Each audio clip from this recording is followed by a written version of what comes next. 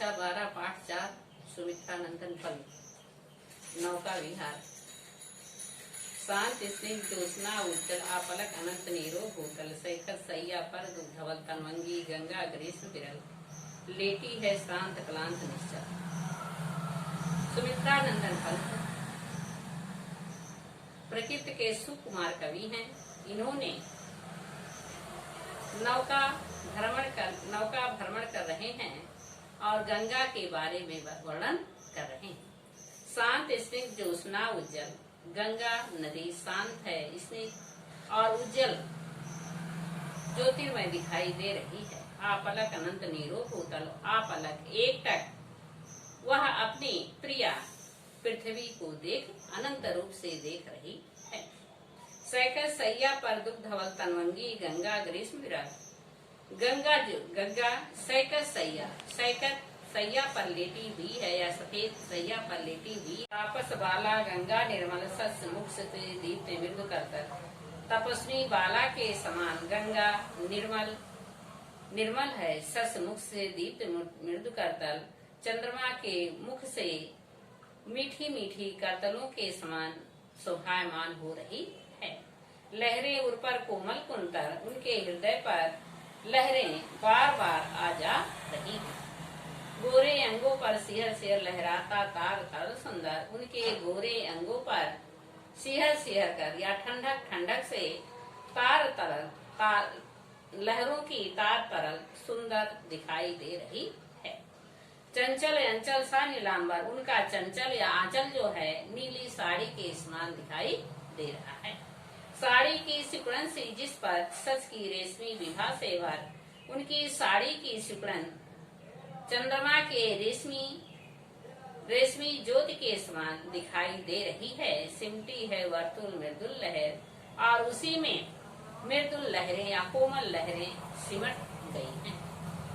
चांदनी रात का प्रथम पहर हम चले नाव लेकर सतवर, पंत जी अपने मित्रों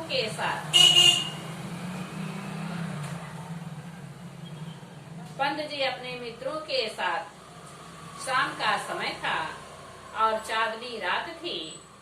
रात का प्रथम पहर था और अपने मित्रों के साथ नाव को लेकर तेजी से जा रहे थे। सिकता की सस्मित सीटी पर मोती की ज्योत्सना रही विचर, लो पाले चढ़े उठा लेकर। उस गंगा की स्वच्छ धारा पर सीपियां दिखाई दे रही थी जिसमें मोती भरी हुई थी और वह ज्योतिर्मय हो रही थी। लो पाले चढ़े उठा लंगर, और हम अपने लंगर को लेकर उठा लिए और पालों को चीरते हुए आगे अपनी नाव को बढ़ा रहे थे। मृदु मंथ मंथ मंथर मंथर लव तरणी हंसनी सी सुंदर,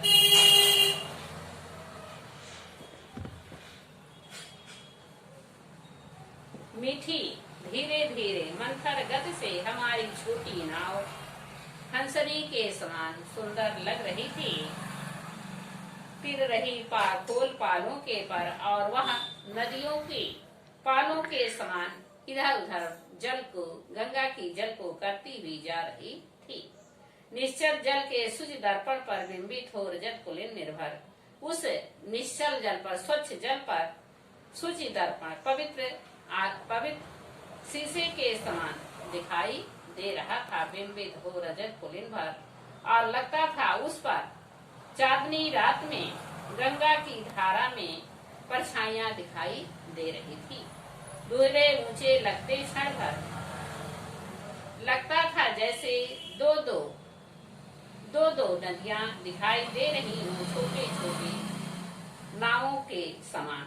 काला काकर का राजभवन सोया जल में निश्चित प्रण, उस समय काला काकर का राजभवन सोया हुआ था, निश्चिंत होकर सोया हुआ था। पलकों पर वैभव स्वप्न सघन, वह अपने पलकों पर धन संपदा से स्वप्न को देख रहा था। नौका से उठती जल हिलोड़ हिल पड़ते नभ के ओर छोर, जब हमारी नाव आगे बढ़ती तो उस जल इधर उधर हिलने लगता था। हिल पड़ते नभ के ओर छोर, उस समय लगता था कि आकाश के ओर छोर नहीं दिखाई दे रहे हैं। विस्फारित नयनों से निश्चल कुछ खोज रहे चलदारक दल। लगता था नेत्रों को फाड़ फाड़ कर निश्चल होकर कुछ ताराओं का दल खोज रहा है। ज्योतित कर नभ का अंतस्थल और नभ का अंतस्थल या उसके हृदय का स्थल ज्योतिर्मय हो रहा था। जिनके लघुदीपों को चंचल अंचल की ओट किए अविरल, जिनके छोटे छोटे दीपक चंचल होकर छिपकर ओटों के छिप अविरल रूप से दिखाई दे रहे थे। फिरती लहरें लुक छिप पल पल और उनकी लहरें थोड़े थोड़े देर में लुक छुप कर दिखाई दे रही थी।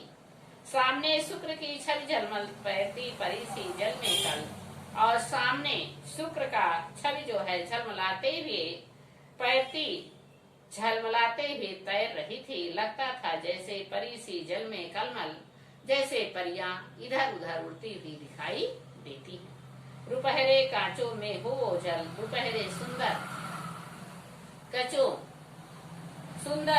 कचों शीशों में लग रहा था कि उनका चित्र जो है ओझल हो रहा था और बार बार इधर उधर दिखाई दे रहा था।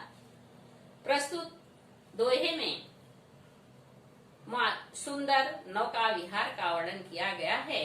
इसमें अतिशयोक्ति, रूपक, उत्प्रेक्षा, शलेष आदि अलंकारों का प्रयोग किया गया है। मानवीकरण अलंकार का भी प्रयोग किया गया है। ये छायावादी कवि हैं।